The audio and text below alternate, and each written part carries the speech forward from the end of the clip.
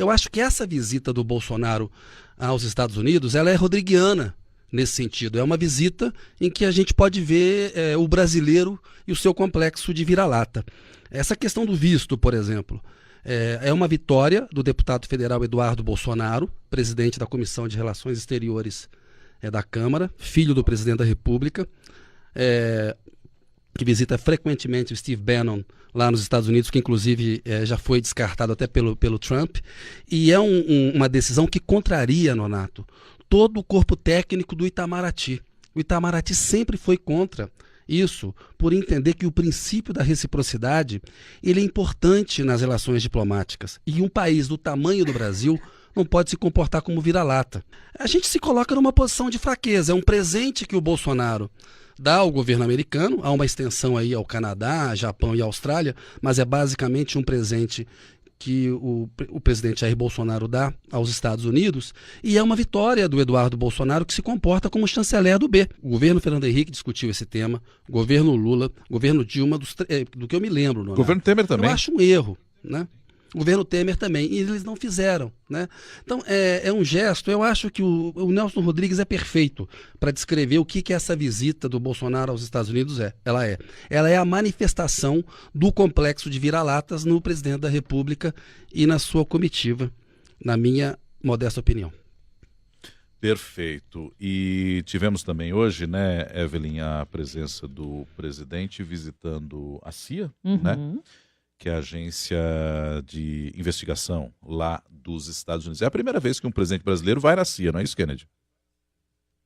Olha, eu acho que dificilmente presidentes da República de nações soberanas fazem esse tipo de visita, porque é uma agência que é justamente para coletar informações sobre governos estrangeiros, é uma agência que esteve envolvida em golpes de Estado, em tortura recente, né? Ela opera fora dos Estados Unidos, ela atende aos interesses da segurança nacional dos Estados Unidos.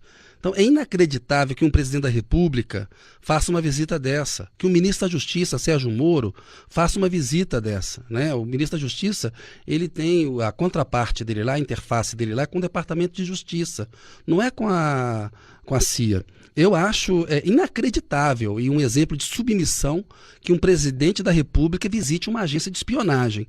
E disseram que foi discutido crime organizado e narcotráfico, que não são prioridades da CIA. Os Estados Unidos atuam contra o crime organizado e contra o narcotráfico com outras agências, com outras instituições. Me parece mais uma vez um deslumbramento, né, meio apaixonado por essas coisas de hollywoodiana, que tem que colocar um chapéu americano. Então é um governo que não tem base política e que gasta a sua energia, coloca o seu foco em assuntos que não são prioridade do Brasil. É prioridade do Brasil liberar visto para americano, japonês, canadense, australiano vir para cá sem exigir uma contrapartida. Eu vejo esse tipo de ação do governo brasileiro, fica muito difícil comentar, porque assim, é um erro atrás do outro, né? É um jantar onde só disseram besteiras a respeito da China. A China é o nosso maior parceiro comercial, e o Donald Trump, que é esperto, já obteve concessões da China para compra de carne e de soja, que são produtos brasileiros. Então, assim, é um complexo de vira-lata, é um despreparo, é uma besteira atrás da outra. Essa visita à CIA estava sendo guardada em segredo, foi divulgada pelo deputado Eduardo Bolsonaro no Twitter dele. Um presidente da República não pode agir dessa maneira, a agenda dele tem que ser transmitida aos jornalistas, tem que ser pública. Ele não pode fazer uma visita a uma agência de espionagem em segredo, que é anunciada pelo filho no Twitter.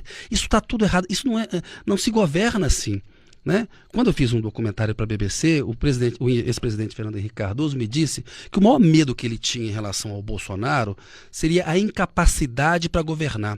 Eu acho que a avaliação do Fernando Henrique Cardoso está se mostrando correta, porque ele não coloca o foco nas questões que precisam de um foco de um presidente da República.